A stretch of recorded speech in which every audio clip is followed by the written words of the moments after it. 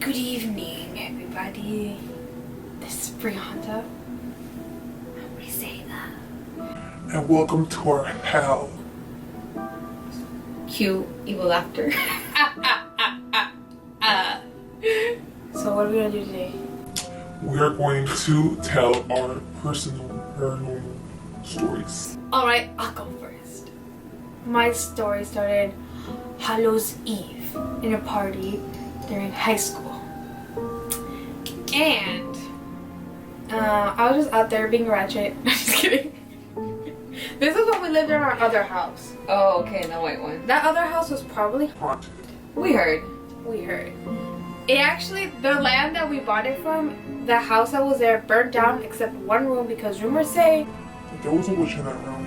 There was a lady who would do tarot, but some other people say that it was actually black magic because, like they said, it was the only room that did not burn down. but it had been in the house. And my friends were all sleeping over at my house and they all went to my backyard, and at the time our pool had no water. So they were all just sitting in the little steps waiting for me to come home because I catched another ride. So they called me and they were like, Brianda, where are you? And I was like, in the car, like I just told you I'm on my way home. They were like, no you're not, like we just heard you. You called us. And I was like, no I didn't. And so then they thought they were going crazy. At least one of them did, but there was 3 of my friends and all 3 of them heard my specific voice calling out to them saying, hey, I'm here. So all of them stood up and they went to the front of my house and they were expecting to see me there, but I wasn't there because I wasn't even home yet. I have forgotten about that story, but that's true. Yeah. I remember now. Some ghost out there was trying to imitate me. It They worked. could never. It worked. I know. Your friends bought it. I was over here being a cop costume and I was like, what are you guys talking about? My story goes a little like this. It all started on a regular day. I was just talking to a friend on the phone, and everybody was going to sleep. I actually had family over that day, so everybody was asleep and all the lights were turned off. For some reason, I started getting scared, and that's not normal for me. So I started going around the house, switching on all of the lights. I even went upstairs and switched the light out in the hallway. Yeah. Like I wouldn't even go upstairs. Our hallway was always very creepy though. Yes, I would never turn around whenever we were there. Yeah. And when we were walking up the stairs, I would never look back. That was always the thing. So I started turning on all of the lights in the house, even though we had family over. I didn't care. And I was really going to tell my friend on the phone, I'm getting this bad feeling. I'm starting to get scared. When all of a sudden, she yelled and started crying and said, please stay on the line with her. So at this point I'm freaking out because I already felt it. I was like, this must have been what I was feeling.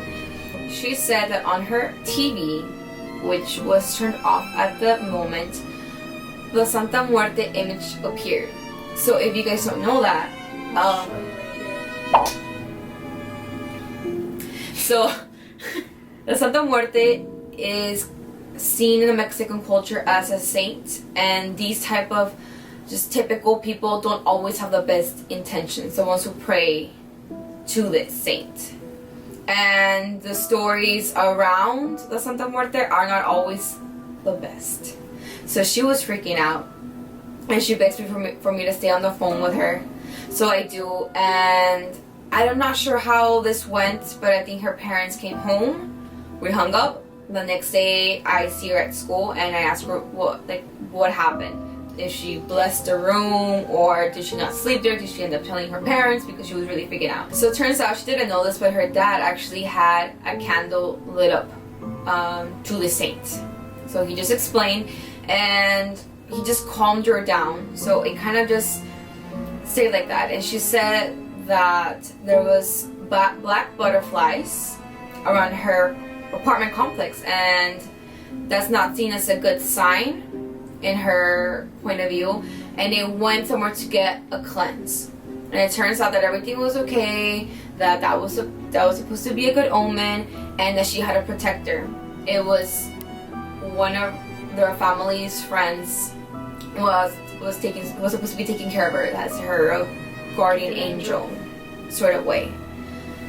And it's really weird because after that night, I woke up, it was about 9 in the morning, and I look over next to my bedstand, and I see a face of a man slowly disappearing.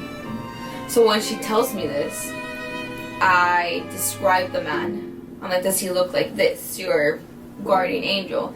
And she just looks at me wide-eyed in shock, and she's like, how did you know? I just saw a picture of him yesterday. I had no idea who he was. And I said, I saw him next to my bed yesterday. Like, I guess I have a protector. I don't know because That's creepy. I don't know if it's because we were so close, because we were best friends. She was always over at the house, and I was always over at hers, and we would take trips together and everything. Maybe it happened because both of you were on the phone. Maybe. I don't know. But that had to be one of the creepiest things. And for some reason, I didn't feel scared. I legit saw a man, and I turned the other way, and I fell asleep. I'm not even kidding. I'm not trying to, I'm not making this up. I literally just turned around. I don't know why I didn't feel scared, and I just didn't care. That doesn't sound normal, but, I mean. Maybe you just didn't feel like a threat. No, it didn't feel like a threat. I just literally just turned around. I was like, Wow, that's trippy. yeah, pretty much. Nah, I've never had anything like that. If I did, I think I'd be like... That's what I would say. I would always say, like, if something like that happened to me, I would run and I would cry. And I low-key wanted to, though. You know what I mean? Like, I'm not even gonna speak on this. I'm not gonna say nothing no more. I still look back at that day, and I'm still very surprised with myself that I took it as well as I did, that I just turned around and went back to sleep. My other story, not that creepy. Like in the other house, it was also very common for us to hear loud footsteps going up and down the stairs as if somebody was wearing heels or something, because it was very loud. No, it really was. Yeah, like it would wake you up. All of these happened in the other house. So that should tell you something. Like, it was during a time where my mom was in Mexico and my dad was asleep. It was like 2 or 3 in the morning. It was during summertime. Mm-hmm. And me and my sister were in the living room, and we were just watching TV when I was like, wait. And then you heard, like, you could hear the footsteps going up and down the stairs. And we were the only ones in the house. And we're like, hello? Obviously, freaking nobody responded because there was nobody else. And there also been multiple occasions where even my family from Mexico came to sleep over. And one of my cousins was like, oh my gosh, please say that, was walking up the stairs so loud because she thought it was you. And then, yeah, they thought it was you, like, walking up the stairs, but... Because you didn't wear heels at the time. No. It was me. I mean, it wasn't me. But No, sis, it wasn't you. No, but yeah, I was the one who used to wear heels. Yeah. But yeah, one time I thought you were coming up the stairs. It was 3 in the morning exactly, and I woke up out of nowhere. And then I heard the footsteps. So I call out your name. So call out my name! And I don't hear anything. And then I get up in my room, and I go look downstairs, and I see that TV's on, and you're actually fell asleep on the couch. But you're snoring at this point. Like, it couldn't have been you. So I just go back to my room. I just go back to my room, and I go to sleep. I was over there getting possessed. And you just go back to your room. And I go back to sleep. I don't know why I do this. I just... A little side note at the house. There was a white owl that would go there every single night. I'm serious, every single night. But one night, we were all telling spooky stories with my dad's side of the family. And that night, it was at my window, crying the whole night and just pecking its beak at my window. That owl would always come. Yeah. Actually, yeah, it still does. But that one was there every single night. Because next to our house, there's a huge pole. And it would stand at the very top of that, like, telephone pole. So that's a quick little, like, note. Yeah. About how creepy this house really was. And going back to the footsteps that will come into my house, there was a time where my mom was in Mexico. And during the time we had someone who would help us around the house. And I'm a little scary baby. Like I don't think I liked the dark. So I would always sleep with her in her room. Yeah. And she was just like our other mom. Yeah. And I was knocked out asleep. And we used to have this little Yorkie named Princess. And she loved my mom.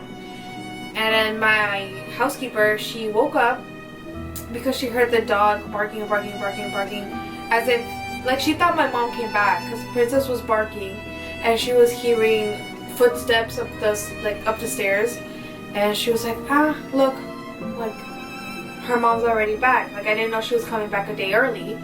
And she literally sees my mom open the door and give me a kiss. Was it give me a kiss? And she was, my mom was in Mexico because she went to any events. So she saw her nightgown with her makeup, her hair picked up, her accessories, her like little handbag that she had. She saw her exactly how she was dressed that night.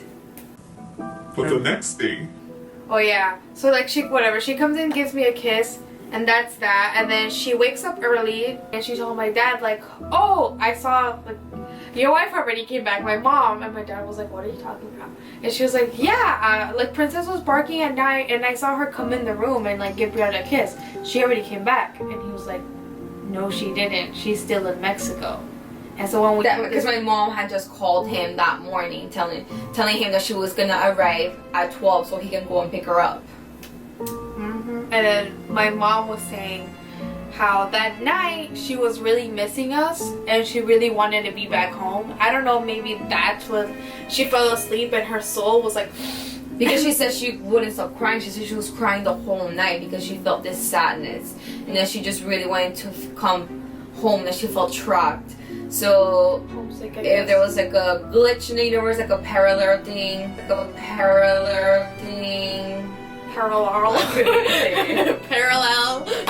If there was a Parallel? Yeah, that. And she was actually at two places at once because when she tells a story, my mom's like, you were probably like sleepy, you were dreaming it, and she's like, no, you had this on, your hair was like this, your makeup was like that. And that is when my mom realized that she was actually telling the truth. And this story, she doesn't really, at first she didn't really want to like say it to like anybody, and she didn't want to say it out loud. But now looking back, it's pretty interesting that she was actually like at two places at once. I don't know why she wouldn't. I would be like, guys, you would never believe what I did. I'm magical. I astral project. That's pretty. I think that's what she did. She like literally astral projected. Yeah. We in a Halloween vibe right now. You know the freaking vibes. Okay.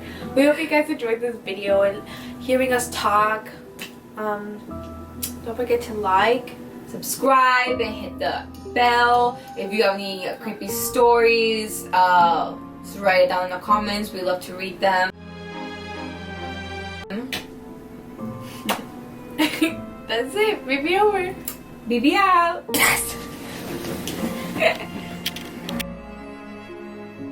It was.